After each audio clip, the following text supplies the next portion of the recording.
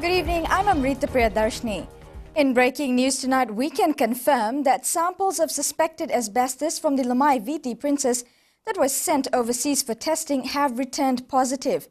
The story first came to light about 2 months ago when FBC News reported that the vessel contained vast amounts of asbestos when it was brought from Canada.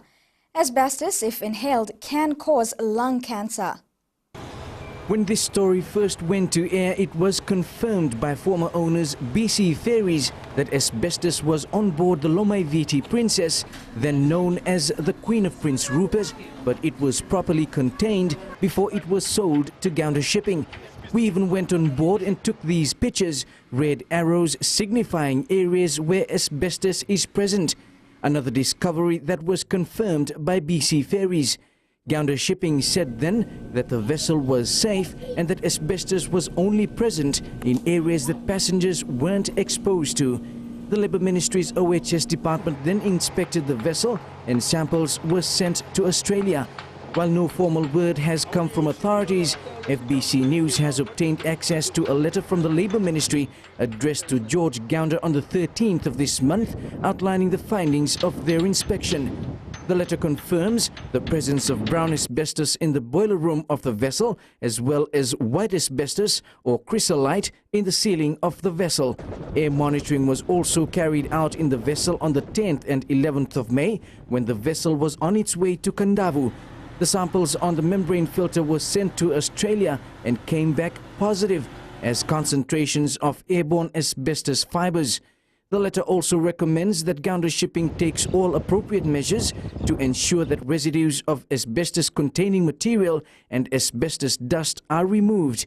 Steps to be followed include the vacuuming of suspended ceilings of all compartments of the vessel, clear out impurities and dust from internal ventilation system, vacuum clean and shampoo all carpets and rugs, and wet wipe all walls and ceilings. The Labour Ministry has advised Gounder Shipping that they are prepared to assist them in the removal of asbestos in accordance with the approved code of practice. However, if Gounder decides to have this procedure done overseas, the necessary documentation must be provided to prove that asbestos has been properly removed. The Labour Ministry says all this must be done before the 28th of this month, and failure to do so will result in the issuance of appropriate OHS notice under the Health and Safety at Work Act 1996. George Gounder was given 3 working days to respond to this letter. The 3-day deadline expired yesterday. It is not known what steps will be taken now, as numerous attempts to contact Mr. Gounder proved futile. Meanwhile, the Maritime Safety Authority of Fiji says they've met with the Labour Ministry, but they'll only comment once they've met with Gounder Shipping. The Lamai VT Princess is expected to arrive into port this evening. Whether or not it will continue on its journey tomorrow, transporting thousands of passengers to the outer islands, remains to be seen. Roland Koroy, FBC News. The Methodist Church in Fiji is currently working on demarcating all church lands around Fiji. The church will even then look at development work, which can generate more money and reduce the burden of soli for members. Epeli Tukuwasa reports. The Methodist Church is the second largest landowner in the country. To date, majority of this land, which were handed to the church by elders, hasn't been officially registered. The church is now working with the land-owning units to survey and register the land.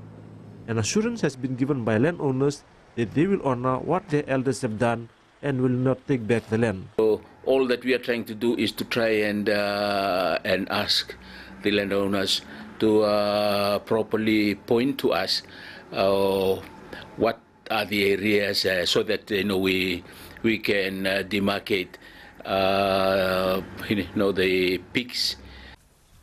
Works are also underway to better utilize the land, and the Novuso development program is a prime example. When this is done, there will be some type of development. The development will be for the people that owns the land and the church that is there.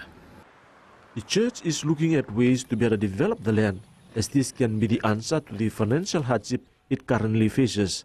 Epeli Tukuwasa, FBC News. A man has been charged for inciting to commit assault in an incident that occurred at a mosque in Suva. Director CID ASP Vakadengu Tonduandua says the incident occurred last month between two factions of the group following a disagreement. The man will appear in court on the 29th.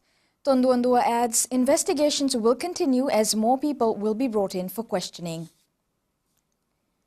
Hard Rock Cafe, one of the world's famous brands, has turned 41 years old. Celebrations were held around the world, including their Fiji outlet, where Attorney General Aya Sayed Qayyum was the chief guest last night. Sayed Qayyum says,